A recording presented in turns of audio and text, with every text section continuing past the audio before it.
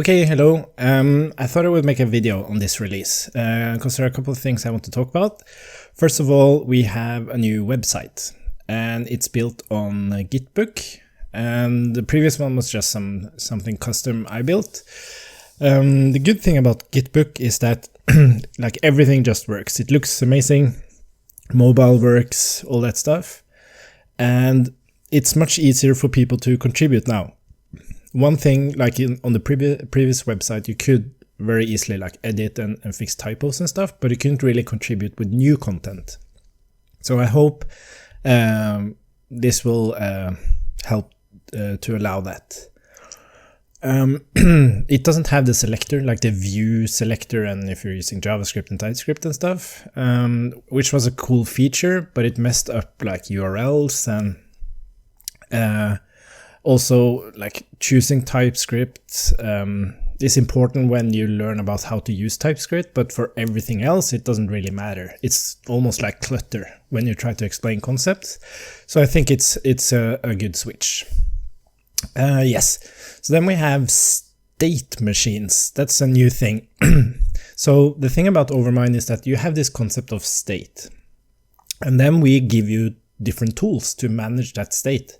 By default, you can just change it, but then, then we have, for example, derived is like a concept for state to allow you to derive state.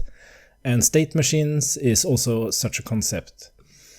So let's have a look at how that works.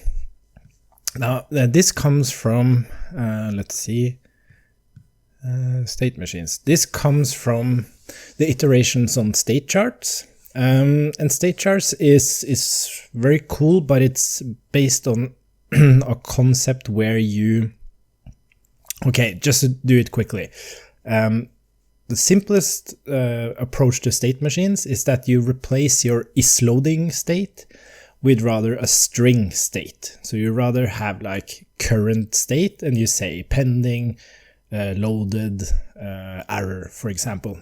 That's like your first step. It's stop having multiple states representing in collaboration different states of the app, which very often collides. Yeah, as I'm explaining here, I haven't looked at this for a while. And then you have like the next step, and that is what we call finite state machines. And what they do, they basically allow you to describe these different states you can be in and how you can transition between them. And this is a really, really good concept. But from there you have state charts, and state charts is like how to build like a whole system, like in an application itself. Like in a state chart, you have a concept of not just transition states, but like values and stuff, and effects and actions and guards, and you have tons and tons of concepts there. So what I felt was missing, especially for me, was this simple concept of a state machine. So we have added that now. And the way you use it is that you import state machine from Overmind, and you just add it, where you give an initial state, and then you give it the transitions. So this is an authentication flow where you start as unauthenticated. You move into an authenticating state. From that, you might go back to unauthenticated because something goes wrong, or you might be authenticated. And from authenticated, you can go to unauthenticated. Unauthenticating. And when you are unauthenticating, you go to unauthenticated, or something might go wrong, so you go back to authenticated. And this kind of stuff would require, like, as we can see here, is authenticated, is authenticating, maybe you have a user, maybe you have an error, and you check all these different states, and that leads to impossible states. While here we we describe it very declaratively, and yeah, and the question is, how does this like secure these transitions? What does it do in practice? So this is actually how it works. So when you are, for example, you have an action called login. And what you do is that you write your logic by transitioning on this state machine. And all this stuff is typed, of course. So in this case, we want to log in. The user clicks login, and then it tries to transition to authenticating, and you give it a callback. Now the thing is that this callback will only run if you're actually allowed to move into that state. So you're kind of like isolating your logic behind these states. And we're running something async here. We're grabbing the user. And then we are calling authenticated, where we actually set the user. And then if something goes wrong, we try to transition to the unauthenticated, where we set the error. So the point is that in between here, for example, grabbing the user, you might have moved into unauthenticated again for some reason, which means that we won't set the user, or we wouldn't set an error either,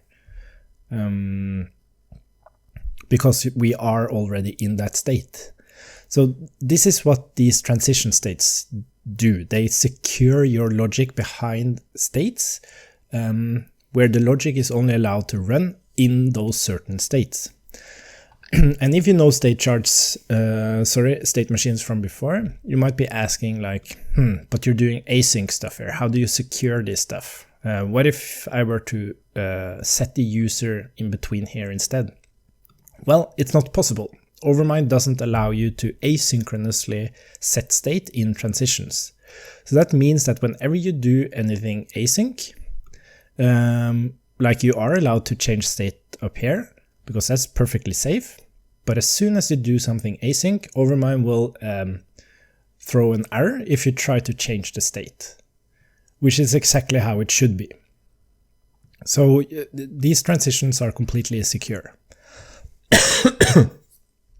Okay, so you wouldn't use this for everything. So this is just a tool. In the case of an authentication flow, it's a really good tool because that's a very fragile flow and you really want it to be good. Like you don't want the user to click login multiple times and stuff like that. Yes. Oh yes, maybe we should talk about that as well. So also with state machines, you have the possibility to run exit. And this is something else that a state machine can provide for you. That is when you have some logic in an action and then you want to run some other logic when the logic you wrote kind of like exited. Sorry.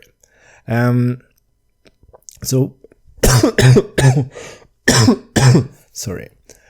So what we're doing here is that we're saying when we are authenticated, we create a subscription and we set the user. And then when, for whatever reason, this authenticated state is transitioned out of, because you're unauthenticated or whatever, it will unsubscribe that subscription. So you have two callbacks to the transitions, one callback that will run if allowed, and then you have the second callback which will run whenever that transition is exited.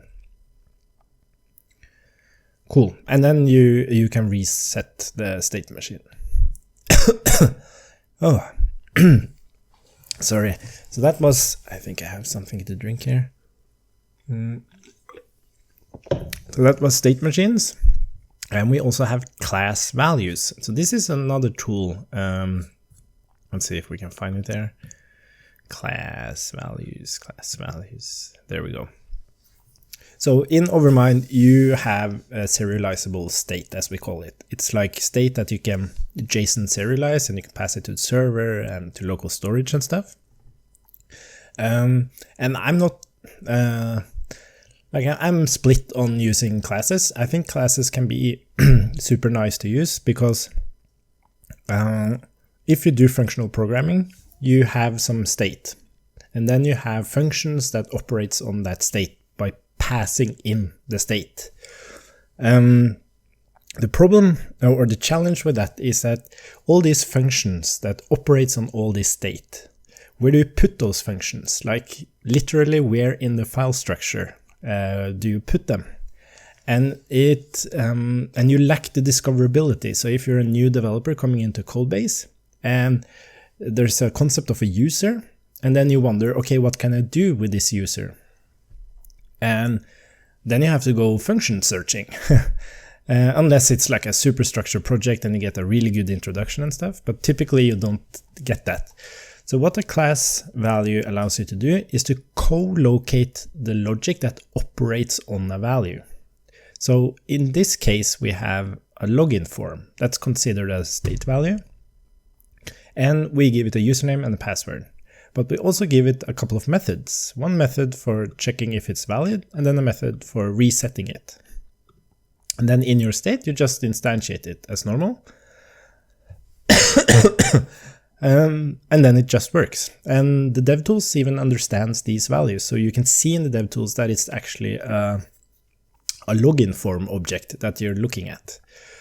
So that's a really nice tool. And in Code Sandbox, we are very likely going to use this because, for example, we have this entity called a sandbox. And it's such a big thing. And we have logic all over the place. And it's very difficult to get your head around what is actually a sandbox. So we want to try to use a class value like this, and then co-locate all the logic related to managing a sandbox. So we'll see how that works out. Yes, the cool thing is that I talked about serializable state, and you can actually serialize class values as well. So the way you do that is that you have this thing called serialize. And if you were to add like a toJSON method to be specific about how, like by default, it serializes it just fine. Like JavaScript is able to serialize classes. But if you have a toJSON method, which means you have custom serializing, you have to add this serialize symbol to it. That is just for Overmind to understand what it is. Also related to typing in TypeScript and also the DevTools. And then if you use TypeScript, you should add it no matter. And that's related to typing. So if you use TypeScript, either add it on as a property on the class, or if you use the toJSON method, add it there. So what you're able to do now is that we have this function called rehydrate, which is used with server-side rendering to rehydrate mutations coming from the server. But now you can also pass in a state object. And the way this normally works is that it just merges in all the values. But if you have a class, that doesn't work because you want a class instance. So what you would typically do then, that is, for example, with a user, you would have a static method called fromJSON, for example, which just creates a new user and merges in the values coming from the server or whatever. And then, let's say we don't have, And then in your action where you rehydrate, you would rehydrate the state with the data coming from the server or whatever. And then you would map a user to this fromJSON function. And this is actually typed, which is really, really cool. So if you use this object, you can discover like, where do I have my classes? Where do I have to use like fromJSON and stuff? And it actually understands not just if it's a single value, it's actually able to understand based on the current value of that state. So if it's like a null or an existing class instance, it expects that to be a class instance. But if it's an array, it will expect it to be an array of values, and it will automatically do that. And then if it's an object, it will expect that to be a dictionary of class instances. So this is really, really cool. You still just do this, but based on what value is there from before, it will do the right thing. And the typing and everything just works. Yes. And then we have, yes, rehydrate, I talked about that. Improvements, create Overmind SSR, server-side rendering now actually exposes the actions so that you won't get like undefined stuff in your components. Like you won't fire the actions, but you reference them. So we want them to be available. Also exposing some more state. I fixed the view connect function. Let's see here. Oh, I think I'm getting sick. Where are you? Connect. Yes. So if you use the connect function, now the function itself will be tracked. So whatever state you access here, you might access a value. And that value might be replaced, and then the whole component will render again. Yeah, fix some VS Code extension stuff. Create Overmind mock. Didn't flush changes, so if you were using the Overmind mock with component testing, the components didn't update because it didn't flush out changes. It does that now.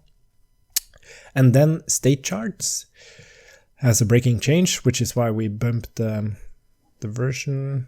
Where we have state charts, there we have it. And it's a simple change. It's instead of state charts, it's state chart. So finally, I had to go a circle here because the typing was so difficult to figure out. But now you pass in a single chart, as you can see here. For example, a login chart, and then you add that. But if you are to, let's see, let's move down here. Nested charts, yes. So if you were to, as we can see, oh yeah, sorry. This is nested charts. So if you have one chart on each state, you can point to another chart. And then you have parallel charts. So this is what I meant. If you just pass an object there and add multiple charts, that will become parallel charts. And the typing works for this now. So you have like a really low entry of just adding a single chart, and then it's very easy to go into parallel charts. And everything else works exactly the same. Yes, and then the DevTools runs now on the latest Electron version.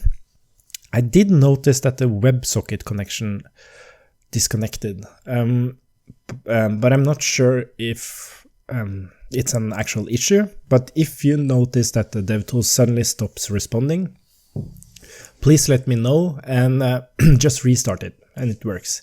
And then I'll have to figure out why it suddenly stops. Cool. I hope that was an okay walkthrough of the release, and I hope you enjoy it, and let me know if you find anything that's not working. Okay, bye bye.